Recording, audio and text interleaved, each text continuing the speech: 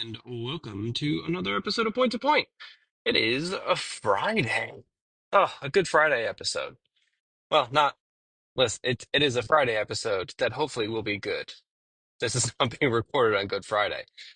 Um, man, what a fun first week of the show. I when I started this whole thing, I was not quite sure. It's hard to sit in a car and just talk to yourself for 15 to 20 minutes.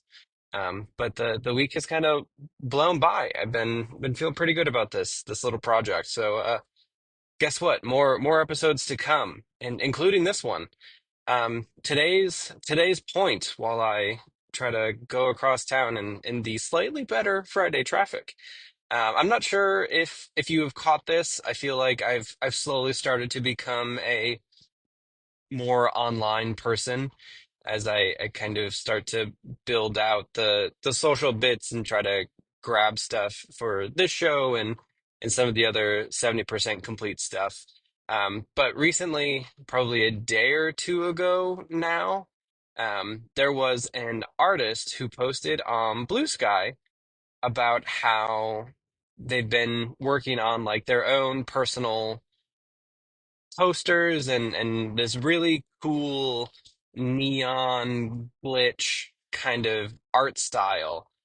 And they've been publishing posters and stuff, never like got huge. And they even mentioned in their Blue Sky post that they've been like struggling as an artist to kind of keep going and get get paid for their work.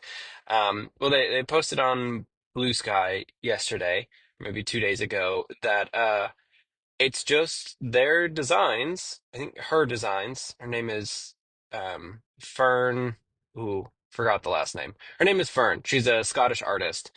Um, and she posted on Blue Sky that those designs, like from posters from 2017, are just wholesale in Marathon.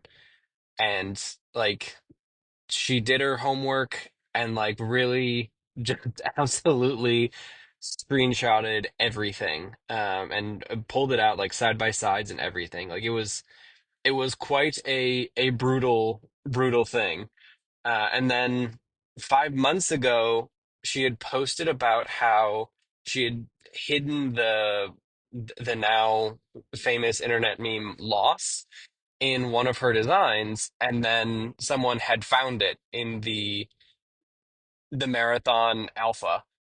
So just like the most didn't even see what they were doing, just absolutely lifted those assets, plopped them in there. Like same, it's ludicrous. Like it's not, hey, this is like when Elliot Page was the like face model for Ellie in Last of Us or like any of that stuff. It's like, no, we just took it. We just fully yoinked that off the internet and put it in our video game. And I have a couple of thoughts about it. And I think the first one is one, that sucks. Just like wholesale plagiarism of artists who are continuing to struggle to be like sufficient and able to do that work full time and like doing the things that you enjoy, you know? And like it sucks when someone is working on a big game, has like at least a salary, maybe not like livable, but like someone is getting paid full time to do this work that, maybe this artist was aspiring to do. And then just fully to have that taken off the internet, designed by mood board, put it directly into the game assets, and like that artist is never going. Well, maybe we'll get to this in a bit, but that artist was never going to see anything from that, unless some big hubbub came up. They were never The original artist was never going to see anything, and that sucks. Like it sucks that people who are just putting stuff out into the world can be exploited by people who are working for these big companies and are, I think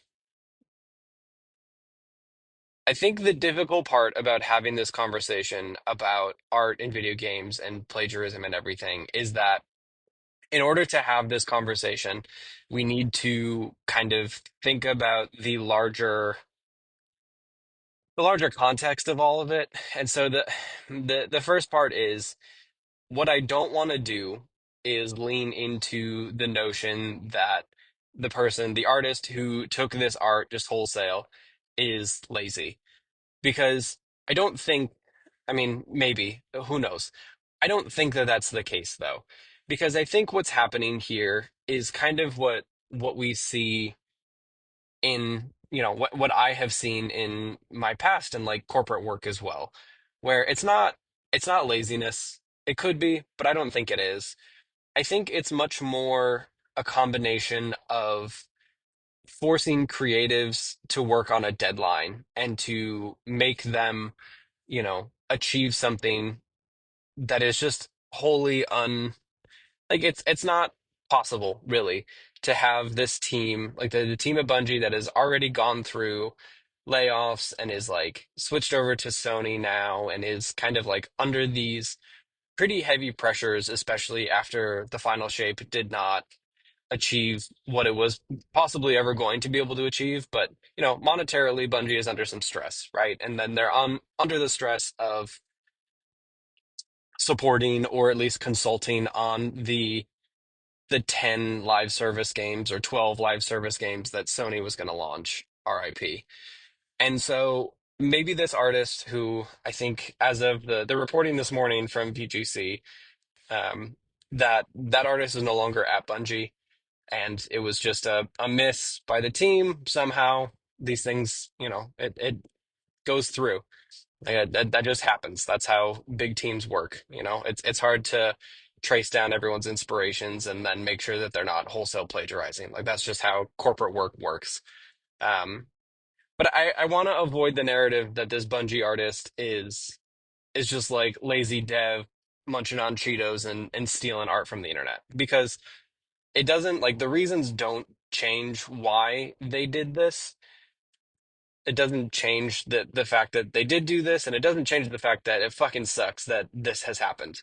I think the best outcome, which is kind of impossible, like Bungie is never going to hire this artist to come in and do all their UI work and, loading screen elements and just like environmental art. But I mean, maybe we're getting a little bit closer to that. So maybe we'll jump ahead a little bit. Bungie has acknowledged that this happened. Um, they have like seen the post, they put out a statement. VGC has them, the Video Games Chronicle.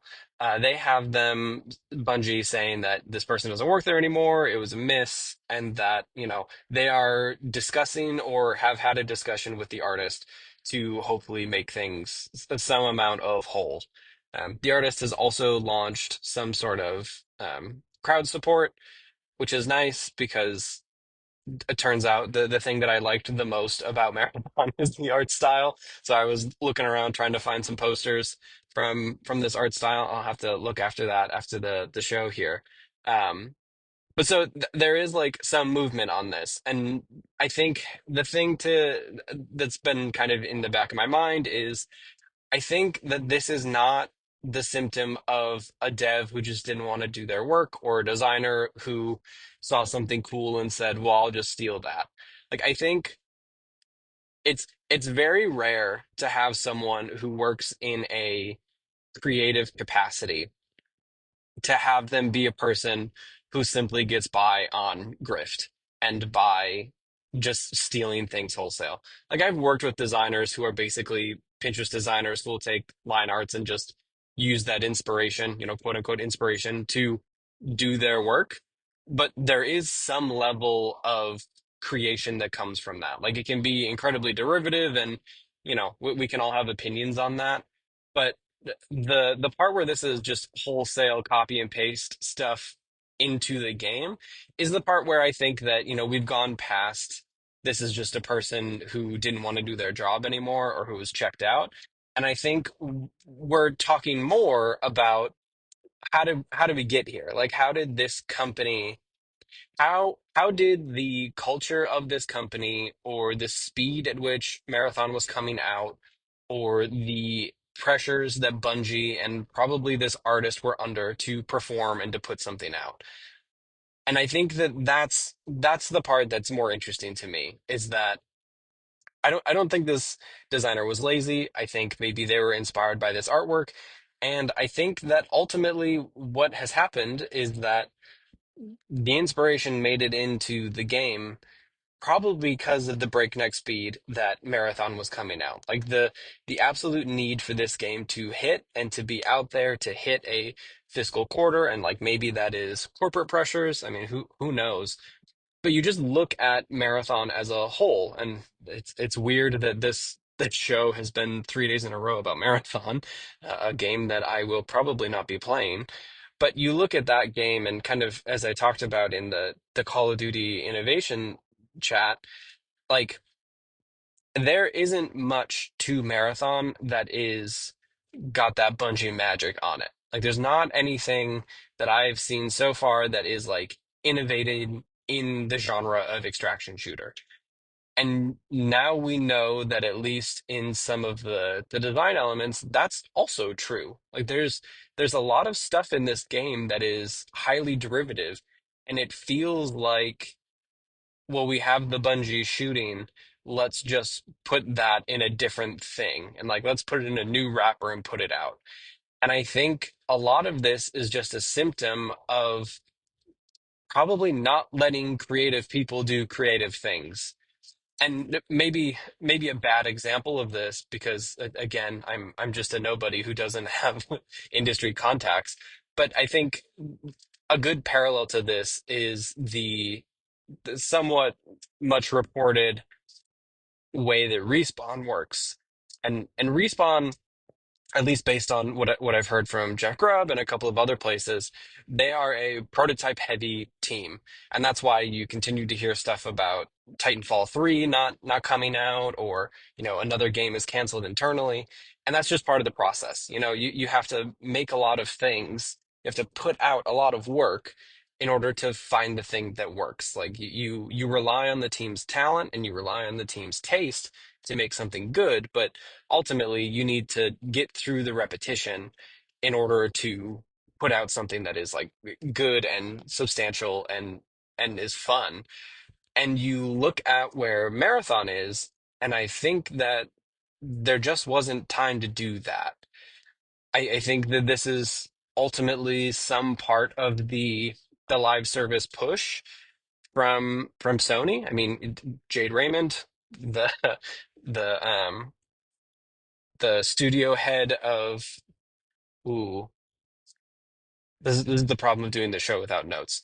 The studio head of the studio putting out Fair Games just recently left, and that game was pushed out a year. Another live service extraction looter shooter kind of thing, multiplayer online service game. And I think you're just seeing the pressures of needing to succeed and needing to absolutely crush it out of the park, and not be that game that people default, or being the game people default to, not being something like FBC Firebreak where it's just another game that you play. And and I think that's where we come from on this. Like I truly believe that that's what has happened to Marathon, is that it is just we need to get this out there, we need to succeed, we need to kind of like put stuff out into the world and we'll fix it later. And I think we're starting to see that that is not hitting with fans, and that is not hitting with people who are starting to play these games. Like we are full saturation on some of this stuff, and it's just not going to work anymore. So, where do we go from here? Like I think we end up having to give people time to do things, right? You see that this is why it's the indie space is like so much more, not successful in this way, but it's much more innovative. Like you see a lot of indies doing things that you would never see normally, and I think that that's the core to it. I think it really is coming back to we need to give people time to do big creative work that hits different, and then hopefully, it works the same way with art styles and all of that stuff. So. Oh, I don't know. It's a bummer. I hope that that artist ends up getting paid for their work. But, you know, if this is the mainstream version of this, I wonder how often this is actually happening in such a wholesale kind of way. But hey, that's sorry, sorry to go out on a Friday bummer, but go support this artist. Um, she does cool work, and like I said, the thing that popped the most for me on Marathon was how it looked, and turns out you can just directly support the person who made that. Not the best reason to do it, but hey, support independent art. Get out there, go do something nice. Thanks for hanging out. I am at the train station. It is time to wrap this bad boy up. So we'll talk to you next time. See you on Monday, I guess. Peace.